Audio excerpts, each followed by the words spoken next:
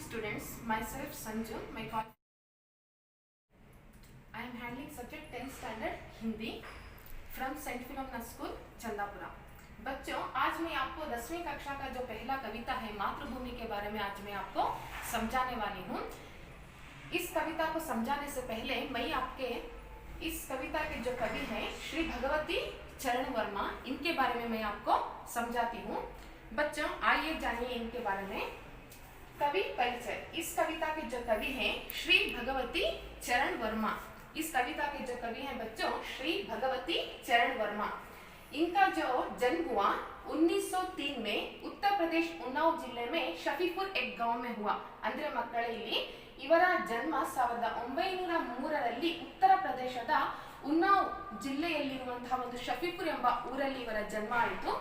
इनकी पढ़ाई जो है बच्चों इलाहाबाद में BA और LLB की डिग्री भी प्राप्त की। ಅಂದ್ರೆ ಇವರ ಓದು ಇಲಾಹಾಬಾದ್ ನಲ್ಲಿ BA ಮತ್ತು LLB ಪದವಿಯನ್ನು ಸಹ ಪಡೆದುಕೊಂಡರು। अदे रीति बच्चों विचार और नवजीवन नामक पत्रिकाओं का संपादन भी किया। ಅಂದ್ರೆ ಮಕ್ಕಳೇ ಇಲ್ಲಿ ವಿಚಾರ ಮತ್ತು ನವಜೀವನ ಅಂತ ಹೆಸರಿನಲ್ಲಿ ಇವರು ಪತ್ರಿಕೆಗಳ ಸಂಪಾದನೆಯನ್ನು ಸಹ ಇವರು ಮಾಡಿದ್ರು। बच्चों आगे देखिए, चित्रलेखा के उपन्यास में 2 फिल्म निर्माण भी हुआ। ಮಕ್ಕಳೇ ಇಲ್ಲಿ ಚಿತ್ರಲೇಖ ಮತ್ತು ಚಿತ್ರಲೇಖ ಎನ್ನುವಂತ ಉಪನ್ಯಾಸದ ಮೇರೆಗೆ 2 ಚಲನಚಿತ್ರವನ್ನು ಸಹ ನಿರ್ಮಾಣವನ್ನು ಇವರು ಮಾಡಿದ್ದಾರೆ। ಯಾರು ಅಂದ್ರೆ ಶ್ರೀ ಭಗವತಿ ಚರಣ್ ವರ್ಮಾ।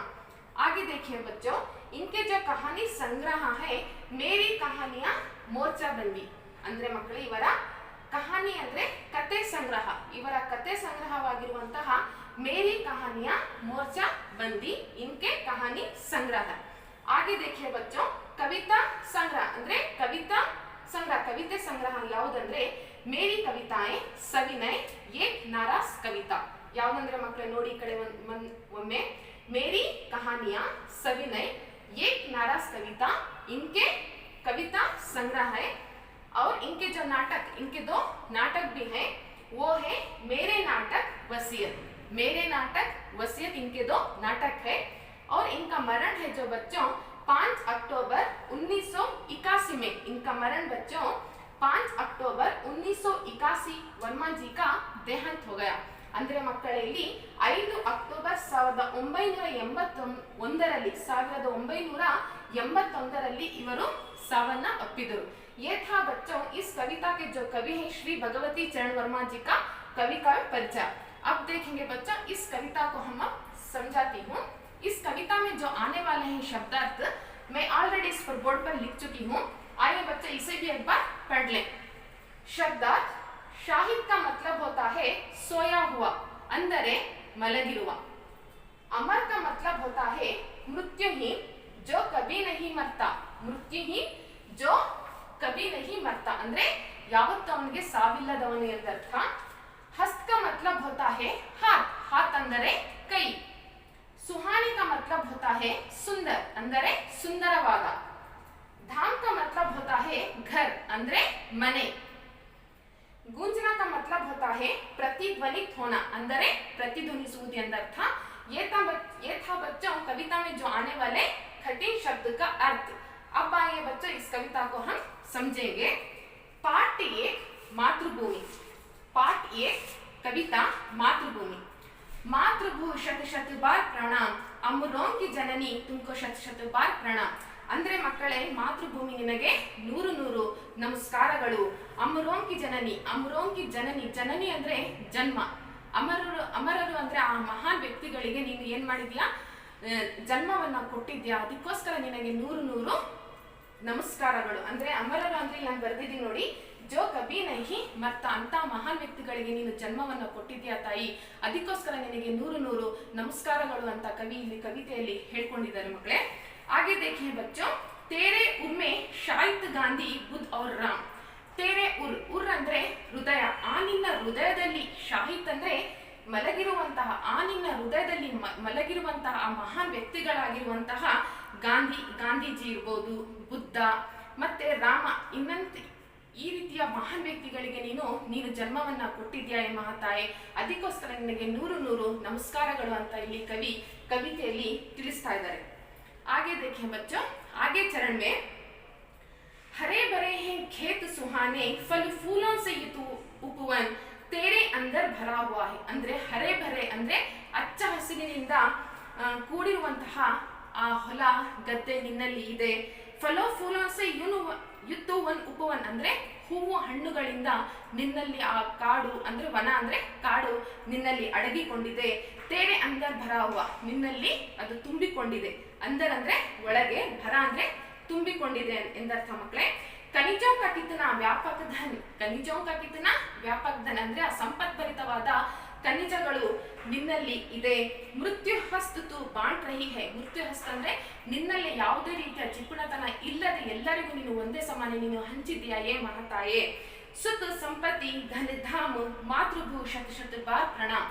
ಆ ಸುಖ ಸಂಪತ್ತಿ ಮನೆ ಆಶ್ರಯ ಪ್ರತಿಯೊಬ್ಬರಿಗೂ ನೀನು ಯಾರಿಗೂ ಜಿಪುಟನ ಇಲ್ಲದೆ ಎಲ್ಲರಿಗೂ ಒಂದೇ ರೀತಿಯಾಗಿ ನೀನು ಏನ್ ಮಾಡಿದ್ಯಾ ಹಂಚಿದ್ಯಾ. ಅದಕ್ಕೋಸ್ಕರ ನನಗೆ 100 ನಮಸ್ಕಾರಗಳು ಅಂತ ಇಲ್ಲಿ ಕವಿತೆಯಲ್ಲಿ ತಿಳಿಸಿದ್ದಾರೆ.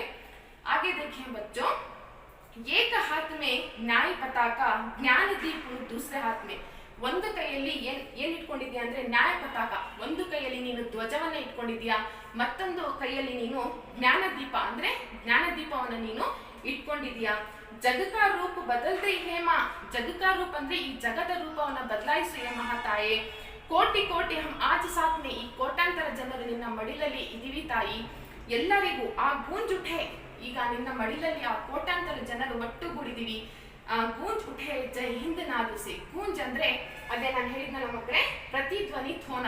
ಗೂಂಜ್ ಉಠೆ ಯಾವ ನಾದ, ಗೂಂಜ್ ಅಂದ್ರೆ ನಾದ, ಯಾವ ನಾದ ಅಂದ್ರೆ ಆ ಜೈ ಹಿಂದ್ ಎನ್ನುವಂತಹ ನಾದ ಎಲ್ಲೇ ಸಹ ಪ್ರತಿಧ್ವನಿಸಲಿ. ಹಾಗೆ ಸಕಲ ನಗರವೇ, ಎಲ್ಲೆಲ್ಲಿ ಪ್ರತಿಯೊಂದು ನಗರದಲ್ಲೂ ಸಹ ಪ್ರತಿಯೊಂದು ಗ್ರಾಮದಲ್ಲಿ ಆ ಜೈ ಹಿಂದ್ ಎನ್ನುವಂತಹ ನಾದ ಪ್ರತಿಧ್ವನಿಸಲಿ ಹೇ ಮಹಾತಾಯಿ ಅಂತ ಕವಿ ಎಷ್ಟು ಚೆನ್ನಾಗಿ ಇಲ್ಲಿ ಹೇಳಿದ್ದಾರೆ ನೋಡಿ ಮಕ್ಕಳೇ. ಮಾತೃಭೂ ಶತ ಶತ ಬಾರ್ ಪ್ರಣಾಮ್, ಹೇ ಮಾತೃಭೂಮಿಯೇ ನಿನಗೆ 100 ನಮಸ್ಕಾರಗಳು ಅಂತ ಕವಿತೆಯಲ್ಲಿ ಕವಿ ತಿಳಿಸಿದ್ದಾರೆ. ये था बच्चों इस कविता का विवरण. बच्चों अब हम आप और हम मिलकर एक बार कविता को अच्छे से पढ़ लेंगे. आइए बच्चों. एक मातृभूमि, मातृभू शत शत बार प्रणाम, अमरों की जननी तुमको शत शत बार प्रणाम. मातृभू शत शत बार प्रणाम, तेरे उर्मे शाहिद गांधी बुद्ध और राम. मातृभू शत शत बार प्रणाम. हरे भरे हैं खेत सुहाने, फल फूलों से युक्त वन उपवन. तेरे अंदर भरा हुआ है खनिजों का कितना व्यापक धन. मृत्यु हस्त तो बांट रही है सुख संपत्ति धन धाम. मातृभू शत शत बार प्रणाम. एक हाथ में न्याय पताका ज्ञान दीप दूसरे हाथ में, जग का रूप बदल दे हे माँ. कोटि कोटि हम आज साथ में, गूंज उठे जय हिंद नाद से. सकल नगर और ग्राम, मातृभू शत शत बार प्रणाम. ये था बच्चों मातृभूमि का कविता. बच्चों मैं आज उम्मीद करती हूँ कि मेरा जो पहला 10वीं कक्षा का जो पहला कविता है मातृभूमि आपके समझ में आया होगा. आइए बच्चों एक बार फिर से हम इस शब्दार्थ को दोहराते हैं. शाहिद का मतलब होता है सोया हुआ. अमर का मतलब होता है मृत्युहीन जो कभी नहीं मरता. हस्त का मतलब होता है हाथ. सुहाने का मतलब होता है सुंदर. धाम का मतलब होता है घर. गुंजना का मतलब होता है प्रतिध्वनि. वर्मा जन्म इनका 1903 में इनका जन्म हुआ और इनका मरण 1981 में हुआ. बच्चों आप घर में बैठकर अच्छे से एक बार प्रैक्टिस कर लीजिए. जो जो शब्दार्थ है, जो कवि का भी परिचय है, एक बार आप लिखकर अच्छे से प्रैक्टिस कर लीजिए. लिखने से आपके दिमाग में जल्दी आ जाएगा. बच्चों मैं यहीं पर मातृभूमि कविता को यहीं पर समाप्त करती हूँ. धन्यवाद.